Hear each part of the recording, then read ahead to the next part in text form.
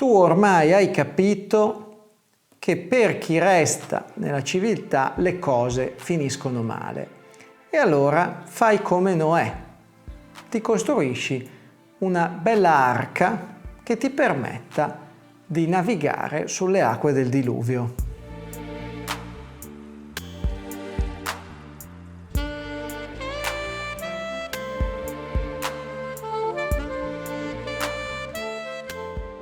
Non ci credeva nessuno che potesse arrivare il diluvio. Questo è uno dei dettagli incredibili del racconto dell'arca di Noè, il racconto di Noè che c'è nella Genesi. Non ci credeva nessuno.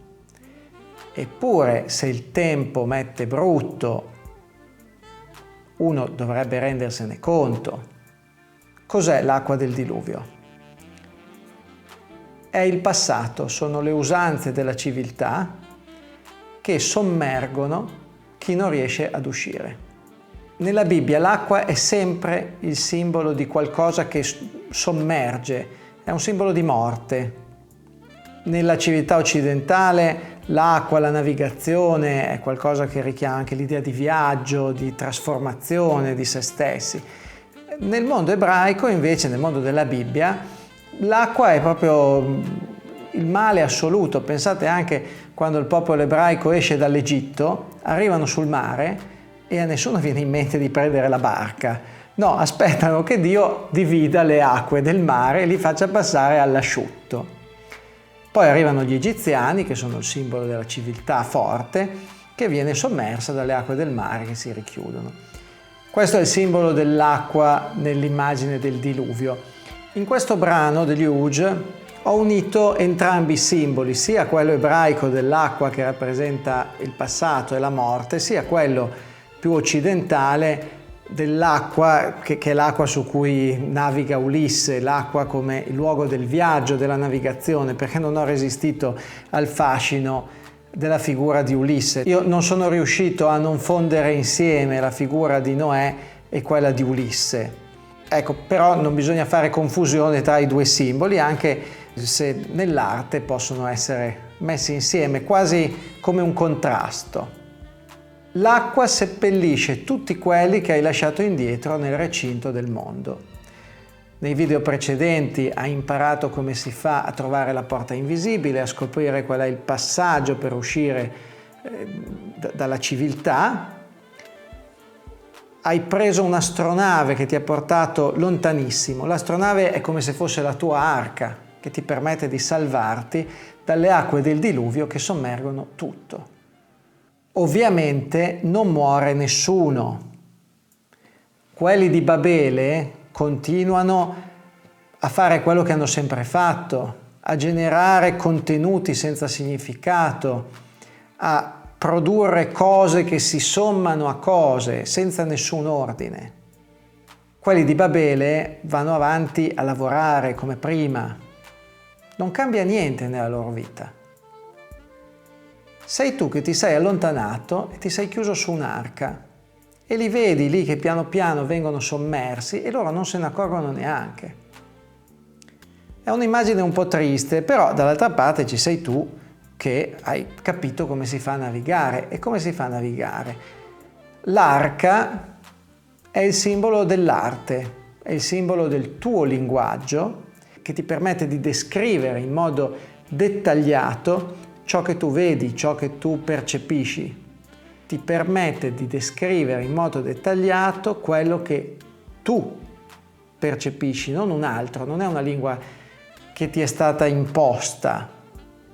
È una lingua molto precisa, che può essere anche condivisa con altre persone, che permette di mettere ordine. Un ordine che non è semplificazione, un ordine che è rispettoso della molteplicità.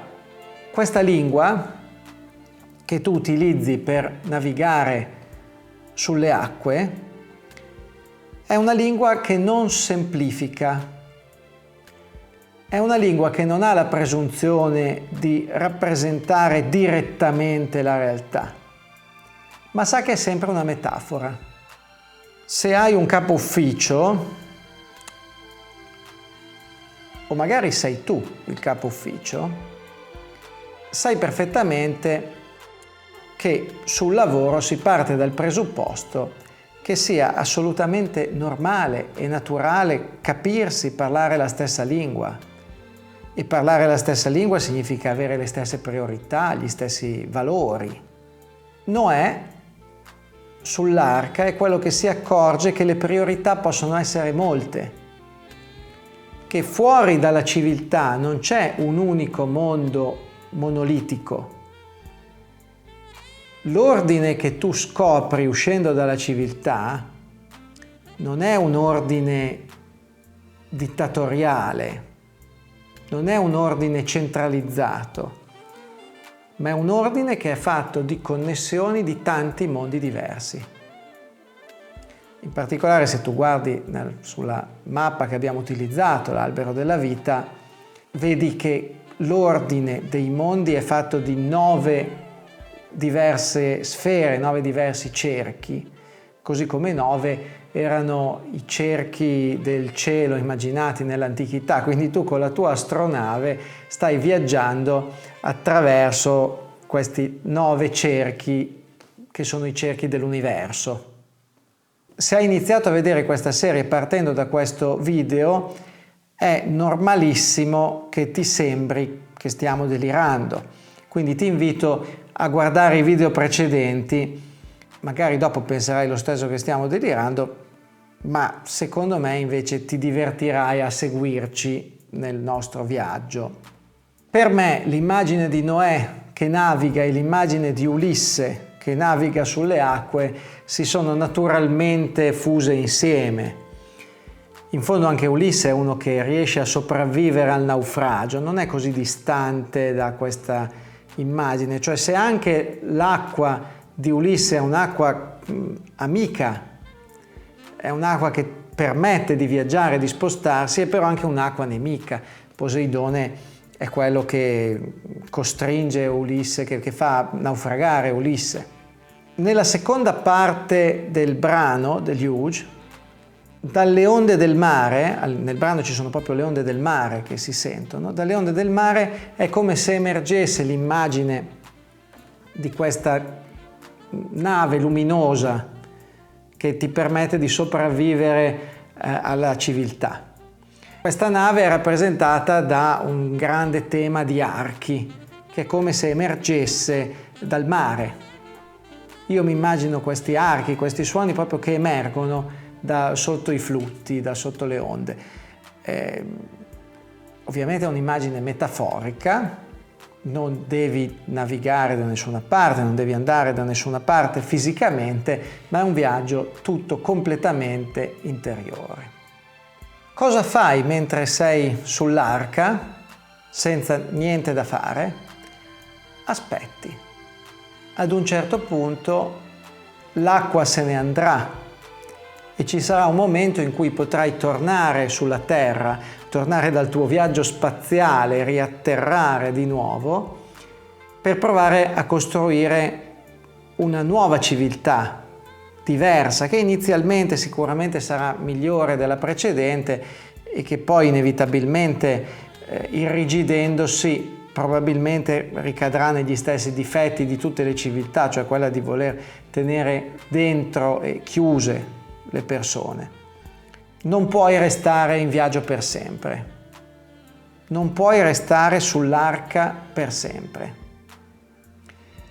Quando tu sei nei mondi fuori dalla civiltà, soprattutto quando arrivi un po' in alto in questi mondi, nella parte alta della nostra mappa, lì ti dimentichi di avere anche il corpo, ma il tuo corpo poi ti costringe inevitabilmente a tornare all'interno del recinto della civiltà. Bisogna imparare ad uscire e a rientrare.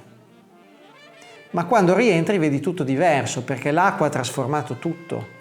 O forse sei tu che ti sei completamente trasformato, sei tu che sei cambiato attraverso questo viaggio. Il viaggio si può fare tante volte, non si fa mica una sola volta nella vita. Non puoi restare sempre fuori dal recinto. Perché come dicevamo già nell'introduzione a questa serie di video, la civiltà è anche quella che ti nutre, che ti dà protezione fisica.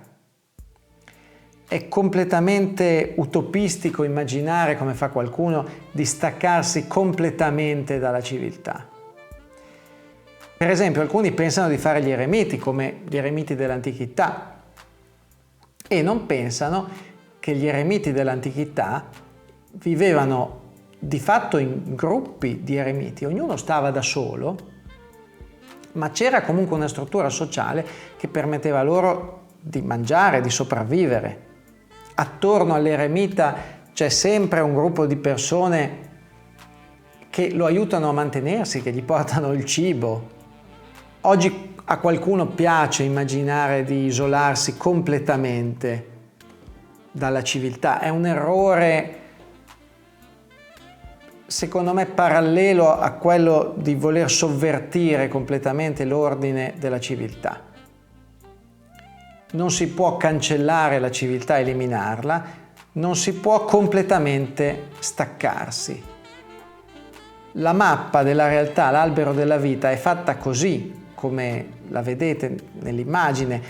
Non si può recidere la prima strada. Ad un certo punto anche tu provi, come Ulisse, il desiderio di ritornare a casa, ma non avere fretta di tornare troppo presto. Ci ritorniamo, ma ora goditi questo viaggio oltre la porta invisibile e ci vediamo dall'altra parte.